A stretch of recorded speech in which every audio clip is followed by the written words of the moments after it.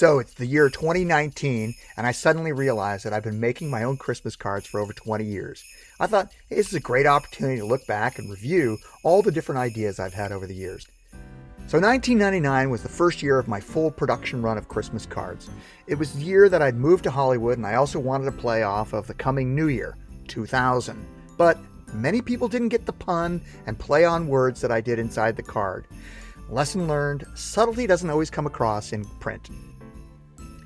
So for whatever reason, I didn't make a card in the year 2000. But after moving to San Francisco in 2001, I did a San Francisco themed postcard for that year. In 2002, I continued with another San Francisco theme, also done as a postcard. 2003 is one of my favorite cards. I had originally wanted to do an outdoor winter activity idea, but it was raining a lot at the time, so no outdoor photos.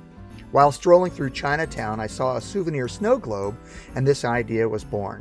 And then I came up with a silly poem for the inside of the card, and if you look closely, the last word in every other line is in red, and together spells out the message, "Help, I'm caught in a souvenir snow globe."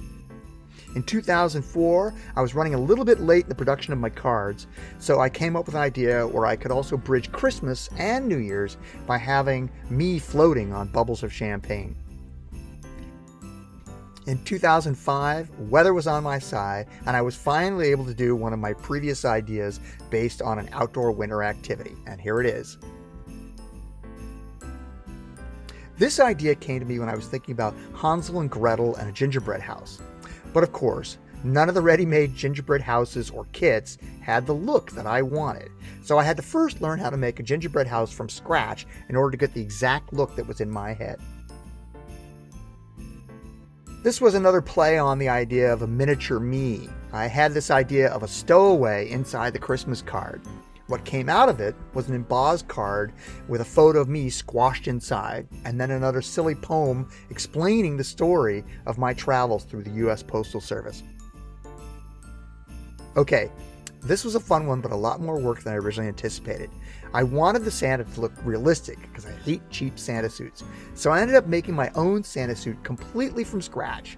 But as it would turn out, only the hat and the sleeve of the jacket would ultimately be visible in the photo.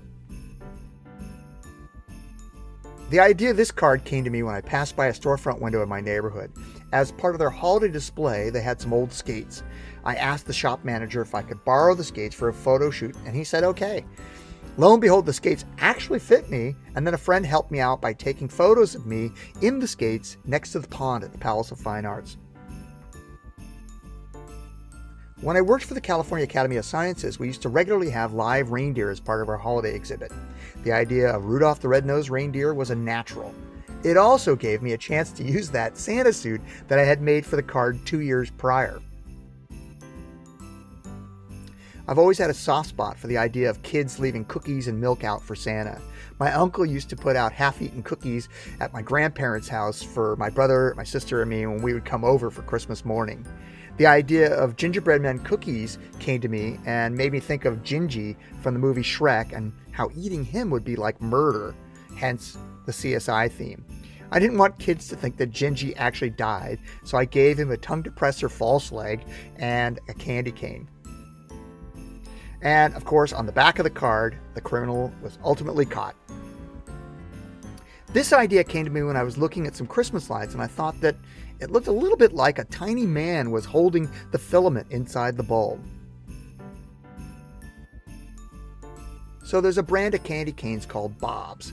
It looks just like this, but I swapped out his name for mine. Red and white are the traditional colors of candy canes, but they also come in different colors. And then I thought, who decides on the colors and when? And here's my take on that.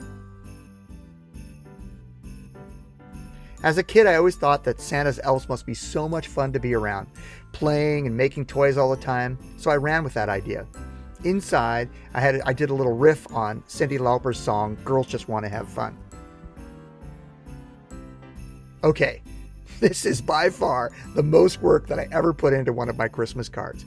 Every element in the photo is real and was photographed by me in my apartment at the time.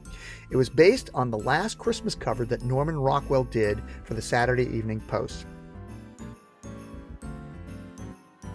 This is the first Christmas after I got my new kitten. When I first got her, she used to completely destroy the toilet paper roll in the bathroom, and then this idea came from that.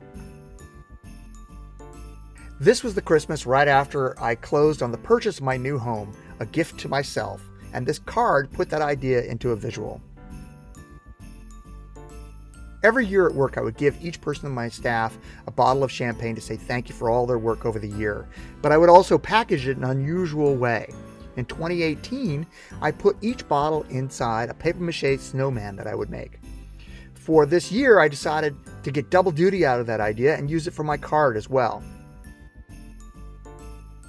In brainstorming for this year's idea, I was talking with a friend about past ideas and how much I like doing things where I've been shrunken down. I think it's a holdover from my childhood with stories of Gulliver's Travel and the old TV show Land of the Giants. The idea of Elf on the Shelf came to me, and I was also thinking about the selfie craze and how much social media is everywhere, and that's how this idea came about. Well, that's it. 20 cards over 20 years, a quick retrospective of what I do at Christmas every year. Thanks for watching. Signing out, Scott.